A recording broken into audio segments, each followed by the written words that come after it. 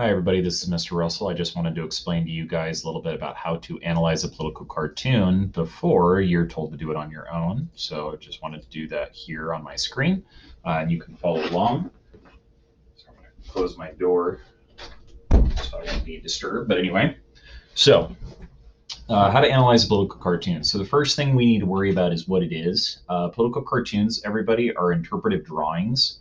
So sometimes they're going to have words, sometimes without, like sometimes they're just pictures that try to convey an idea or a message about a current issue, an event, or a problem. But in the case of our class that we're taking, that means that you're going to be doing these about problems that happened in the past. So these are political cartoons that were written at the time of a certain controversial event, rather than written or created now about a previous event. So these things were written at that time, which makes them primary sources, and we are going to look at them and try to analyze them. They're usually pretty simple, black and white, and they have like cartoonish like depictions of a news story or event. And what they're important about when we're looking at world history is that they portray people's attitudes about a problem or issue at the time. So we can look and see how someone designed a political cartoon and try to understand what they're trying to say about the specific situation. Modern day comparative guys would be like a meme. So if you saw someone make like a political meme about President Trump or Vice President Biden, they're going to have some sort of like a meme that relates to their personal feelings about Trump. So people that are positive for him would have some like a funny meme that's making fun of people that are against him, and then people that are against him would have something that is the opposite. So that's a political cartoon.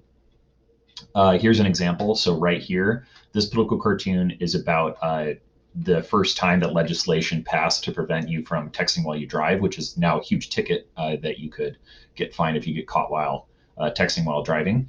And it's police cracking down on texting drivers. So you can see that there's like this labeled cartoon drawing the police back here. You can see this guy on his phone, and then the guy that's driving up in front saying he's driving, he's got his phone on. And it says, "Pull over, you are so busted," and presumably from the cop behind him.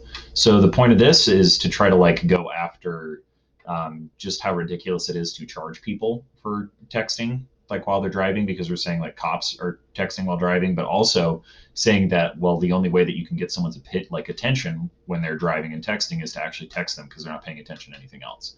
So some common characteristics for a good political cartoon are ones that where they use like a joke to send a message. So it's like supposed to be like a joke, which I know you guys all understand is one of my favorite things, is we can learn through humor. Funny people are usually smart people. That's my opinion, and you guys are all pretty funny, so you'll be good at this.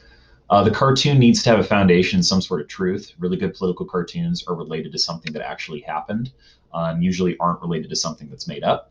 A character should be very recognizable, so you should be able to immediately tell what that character is representing, or what that person is, like if they're trying to talk about an actual person. And then finally, a good political cartoon are related to something about like morality. It's going to allow opportunities for you, the viewer, to actually like think about an issue, not just like take whatever the person is trying to tell you, but it's like challenging you. It's making you think about a situation instead of just going, "Oh, okay, that's what this is." So there are 5 techniques for interpreting a political cartoon, and the first is to look for something called symbolism. Symbolism is going to involve a cartoonist using a simple object, or what we call a symbol, to stand for a larger concept or a larger idea. So after you identify the symbol in a cartoon, you really want to think about what the cartoonist intends each symbol to stand for. So right here, our symbols would be this big statue, which I'm really, really hoping that every single person in my classroom understands what this statue is. This is the Statue of Liberty. This is going to represent America, right? This is usually a symbol that represents America's invitation for immigrants to come in and come to our shores as an immigrant built country. Like, we're founded on immigrant cultures and immigrant beliefs and everything else. So that's our symbol there.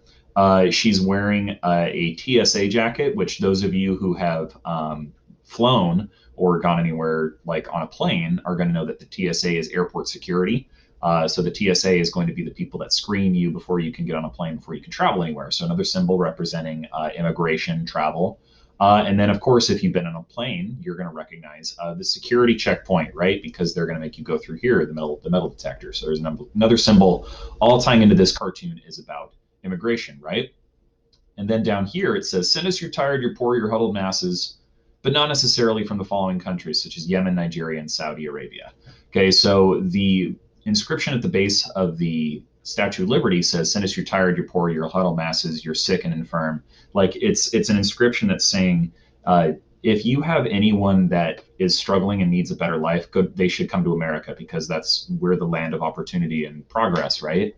Um, but this is irony. This is all these symbols are being used to say, well, not exactly, unless you're from Yemen, Nigeria, Saudi Arabia, all the countries that were deemed dangerous based on them having uh, people that are willing to do damage to the American people.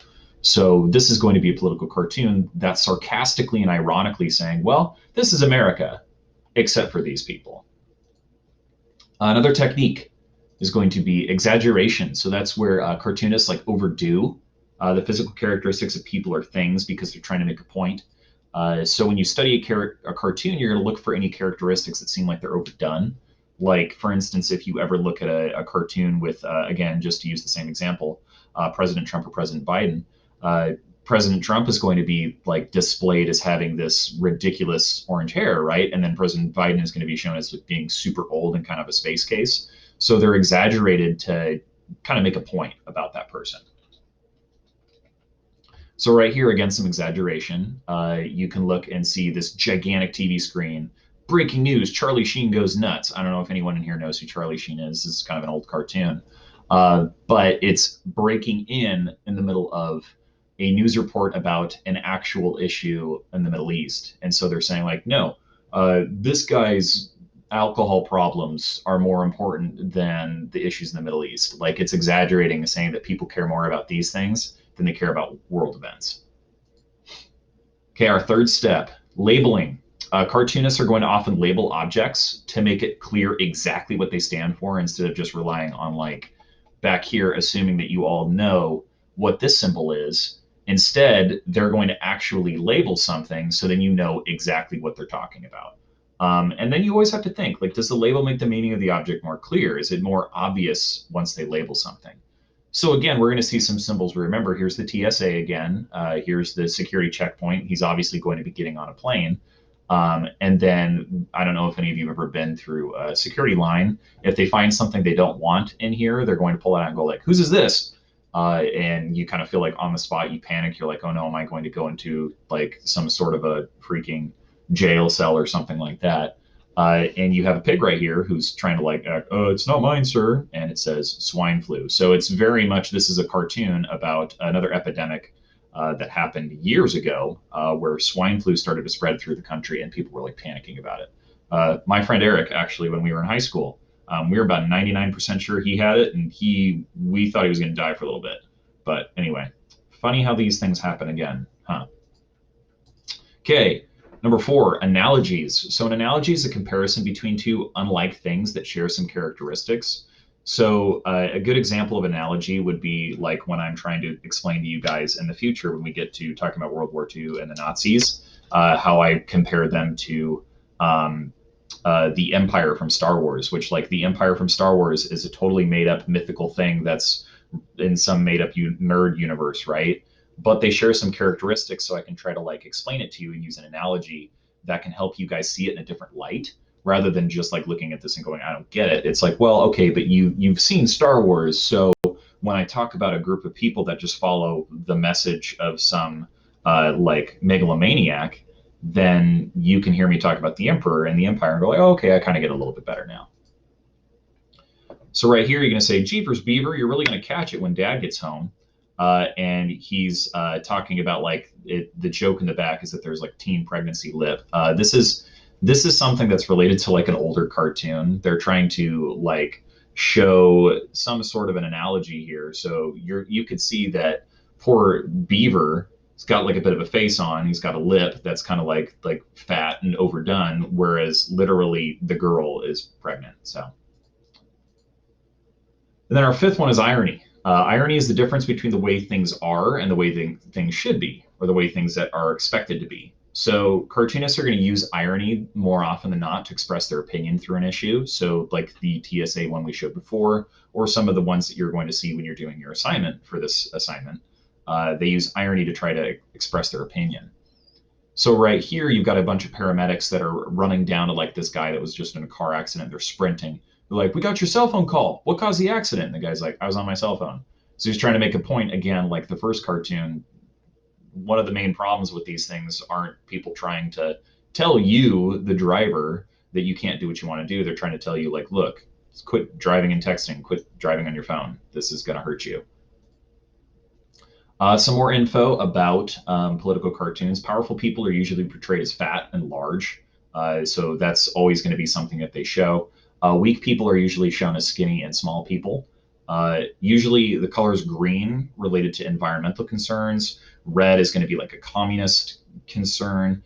Good guys are usually going to be wearing white. Bad guys usually wear black. It's pretty standard stuff. But those are just some usual circumstances. So let's practice a bit. So this is the Curiosity landing on Mars. This was a big deal when we actually managed to get one of those rovers up to Mars. And you have this little robot guy and then a couple aliens that are judging him. So like stuck the landing and they're saying he did really well. So is there an exaggeration here? Do you see any exaggerations? Maybe with the aliens and their cards. Is there an analogy? What are they comparing it to? What's this guy got on his shirt? What do we see? What events on Earth do we see where people are judged based on their performance? Is there symbolism here? Do you see anything maybe on the Curiosity rover, on the guy's shirt, anything like that? And then what's labeled? Obviously, Curiosity. And is there irony that expresses an opinion about how this thing was done? So the exaggeration was that there are no aliens on Mars that we know of.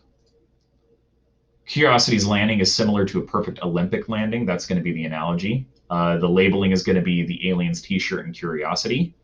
The flag is symbolic of America, and the alien shirt represents the Olympics, right? So all our analogies here.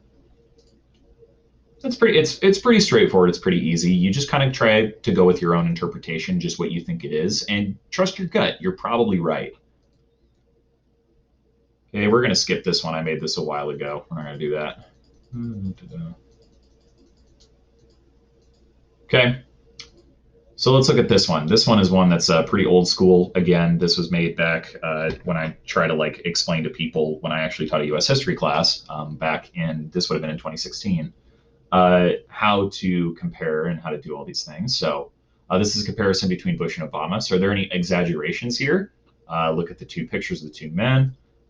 Is there an analogy? Who's being compared? Is there any irony that expresses an opinion? Is there symbolism? And what's being labeled here? So our exaggerations are the size of the Bush's ears are exaggerated. And the exaggeration is that Obama is fixing problems that Bush created. The irony is that some people are blaming Obama for all of America's problems, which is categorically untrue, just as much as you can't blame President Trump for every problem in America. You know, as important as we say some people are, they're not that important.